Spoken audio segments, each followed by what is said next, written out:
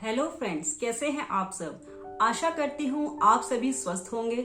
आपके अपने ही चैनल दो बातें चलते चलते में स्वागत है।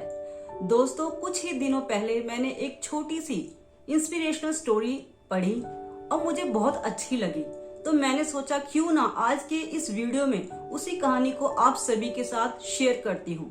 शायद आप लोगों को भी पसंद आए। तो इस कहानी को आप एंड तक और इस वीडियो को भी एंड तक जरूर देखिएगा।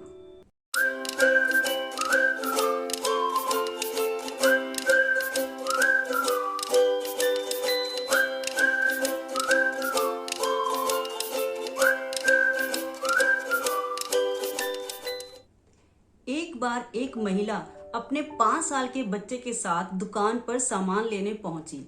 ये महिला अक्सर उसी दुकान से अपने घर का सामान खरीदा करती थी और ये बच्चा जो 5 साल का था हमेशा उसके साथ उस दुकान पर जाया करता था। पर इस बार वो बच्चा काफी दिनों बाद अपनी माँ के साथ उस दुकान पर पहुंचा। उसे देखते ही दुकानदार ने पूछा, क्या बात है, बड़े दिनों बाद दिखाई दिए। बच्चा मुस्कुरा उठा। तब उस आदमी ने फिर से उस बच्चे को कहा, मुझे याद है तुम्हें वो खट्टी मीठी टॉफियां बहुत पसंद है। वो बड़ा वाला जार जो रखा हुआ है ना, उसमें तुम्हारी पसंद की टॉफियां पड़ी हैं। जाओ जाके उसमें से ले लो। उस महिला ने अपने सामान की लिस्ट उस दुकानदार को पकड़ाई। दुकानदार सामान निकालने में व्यस्त हो गया। थोड़ी देर बाद उसने देखा कि बच्चा वहीं खड़ा है। उसने अभी भी टॉफियां नहीं ली, तो उसने बच्चे को फिर कहा, बेटा शर्माओ मत, मुझे मालूम है तुम्हें ये टॉफियां बहुत पसंद है, जाओ जाकर अपने आप ले लो। बच्चा फिर वहां खड़ा रहा और बोला, नहीं अंकल, मैं नहीं लूंगा, आप ही दे दो। यह सुनकर वो दुकानदार मुस्कुरा उठा। उसने उस महिला का सारा सामान पैक किया, उस महिला के हाथ में पकड़ाया और फिर उस बच्चे की तरफ देखकर मुस्कुरा उठा। उसने वो जार खोला, उसमें अपना बड़ा सा हाथ डाला, काफी सारी टॉफियां निकालकर उस बच्चे के हाथ में दे दी। उस बच्चे के दोनों हाथ टॉफियों से भर गए और वो बच्चा बहुत खुश हुआ। दुकानदार मन ही मन सोचने लगा, कितना सब्र वाला बच्चा है, कितनी अच्छी आदतें हैं इसकी। और वो महिला अपने बच्चे का हाथ पकड़कर फिर वापस घर की ओर चल पड़ी। महिला ये सब कुछ दुकान पर खड़ी देख रही थी। उसने अपने बच्चे से पूछा कि बेटा, जब अंकल बार बार आपको टॉफी लेने के लिए कह रहे थे तो तुम टॉफी क्यों नहीं ले रहे थे? तुम्हें तो टॉफियां बहुत पसंद हैं और रोज ही तुम टॉफी की डिमांड मुझसे करते हो। तो उस बच्चे ने बहुत ही सुंदर जवाब दिया। उस बच्चे ने कहा कि मम्मा, मेरे ये दोनों हाथ तो बहुत छोटे हैं। यदि मैं उस जार से टॉफी लेने के लिए अपना हाथ डालता तो कुछ ही टॉफियां मेरे हाथ में आती, जबकि अंकल के तो इतने बड़े हाथ हैं। उन्होंने जब जार में से टॉफियां मुट्ठी भर निकालकर मुझे दी तो मेरे दोनों हाथ भर गए। मुझसे टॉफियां संभाली भी नहीं गई और कुछ टॉफियां तो मैंने जेब में भी रख ली। दोस्तों, इस कहानी में इस बच्चे के जरिए हमें 2 चीजें सीखने को मिलती है। एक हमारा अपना विश्वास और दूसरा सब्र। जब बच्चे ने उस दुकानदार पर विश्वास रखा तो उसे अपनी सोच से भी ज़्यादा, अपनी कैपेसिटी से भी ज़्यादा मिला। दोनों हाथों से भी वो उसे समेट नहीं पाया। और दूसरा सब्र। जब वह सब्र से इंतज़ार करता रहा अपनी बारी की, तो उसे बहुत ही सुंदर परिणाम देखने को मिला।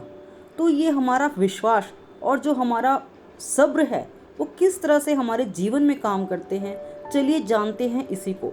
इस कहानी के 2 पहलू निकलकर सामने आते हैं।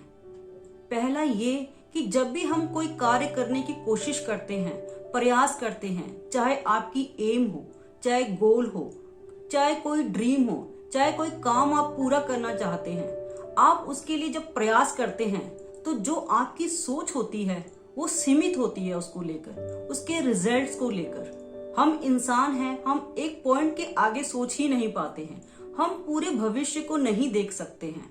पर जब हम उसके एंड रिजल्ट को, यानी उसके अंतिम निर्णय को ऊपर वाले पर या किसी भी शक्ति को आप मानते हो, चाहे नेचर हो, चाहे परमात्मा हो, चाहे ईश्वर हो, चाहे यूनिवर्स हो, जब हम उस पर छोड़ देते हैं तो वो सब एंगल से देखकर, सोच समझकर, तय कर हमें जो देता है वो हमारी कल्पना से परे होता है, वो हमारी सोच से भी ज्यादा बेहतर होता है।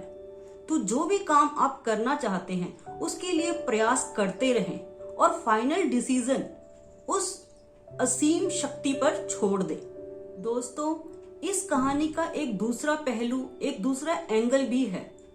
कई बार हम किसी कार्य को करने की पूरी कोशिश करते हैं, प्रयास भी करते हैं, ईमानदारी से मेहनत भी करते हैं, पर हमें उस समय उसके रिजल्ट्स नहीं मिलते हैं। तो उस समय थोड़ा रुक कर सब्र करके सृष्टि के चक्र को देखें, इस नेचर के नियम को देखें। जैसे पतझड़ में सारे पत्ते पेड़ों के, पौधों के झड़ जाते हैं और बाहर आने पर धीरे धीरे एक एक छोटे छोटे हरे हरे पत्ते निकलने शुरू होते हैं और फिर बाहर में सारे पेड़ पौधे हरे भरे पत्तों से लद जाते हैं, उन पे फूल खिल जाते हैं और फल वाले वृक्ष समय आने पर ही फल देते हैं। इसी तरह से आप इस वेटिंग पीरियड को पूरे सब्र के साथ तय करें, इंतजार करें बाहर आने का। आप अपने काम में लगे रहें, पूरी ईमानदारी से, पूरी मेहनत से अपने प्रयास को, कोशिश को जारी रखें। समय आने पर, समय बदलने पर आपको इसका फल जरूर मिलेगा। इसी पर मुझे एक शायर की लिखी हुई कुछ लाइनें भी याद आ रही हैं कि जीवन को 2 भागों में बांटा जा सकता है। एक ऐसे दिन जो आपके हक में हो तो गुरूर मत करना, और एक ऐसे दिन जब सब कुछ आपके खिलाफ हो तो सब्र जरूर करना। यदि ये कहानी आपको जरा सी भी पसंद आई हो तो लाइक कीजिएगा और लोगों में शेयर जरूर कीजिएगा। और मेरे चैनल को यदि आपने अब तक सब्सक्राइब नहीं किया है तो जरूर कर लीजिए। इसमें इसी तरह की इंस्पिरेशनल, मोटिवेशनल स्टोरीज आती रहेंगी। तो चलिए मिलते हैं अगले वीडियो में। तब तक अपना ख्याल रखें, अपनों का भी ख्याल रखें।